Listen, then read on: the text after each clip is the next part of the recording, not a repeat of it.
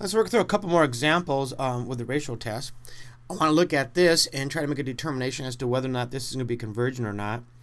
So what I'm going to do is I'm going to take a look at the limit as n goes to infinity, absolute value of 1 over n plus 1 squared divided by 1 over n squared.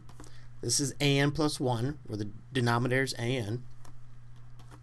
This equals a limit as n goes to infinity of n squared over n plus 1 squared. I'm going to drop the absolute values now because these are all positive terms. Now to do this, I'm going to take a look at L'Hopital's rule. I'm going to apply L'Hopital's here. So this is the same as the limit as n goes to infinity of 2n over 2 times n plus 1. I'll apply L'Hopital's again, and I get the limit as n goes to infinity of 2 over 2, which is 1. Therefore, the test is inconclusive.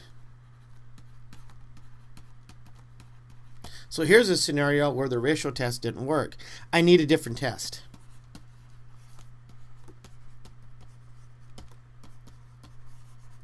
Perhaps I want to take a look at the integral test or something like that. I'm not going to do it here because we're talking about the ratio test, but this is just a situation, an example of a situation where the ratio test didn't work. We ended up with something that's inconclusive.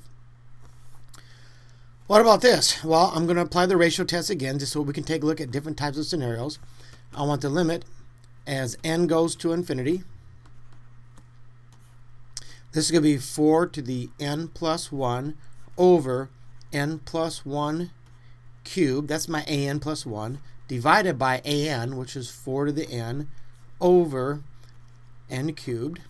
Now again, these are all positive terms, so I can drop the absolute value. This is going to be equal to the limit as n goes to infinity. And I'm going to write these, I'm going to line these terms up with each other in a logical way. This would be 4 to the n plus 1 over 4 to the n multiplied by n cubed over n plus 1 cubed. It's the limit of all of that. Well, that's going to cancel and just give me 4.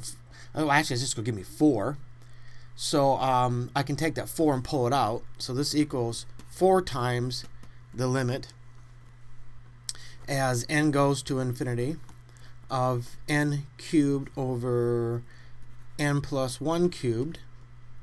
Now, I'm not going to go through every step here, but if I do repeated applications of L'Hopital's, I think you can see that this is basically n cubed over n cubed, so it's going to go to 1. So this whole limit would be 4 times 1, which is simply 4. Now, obviously, 4 is greater than 1.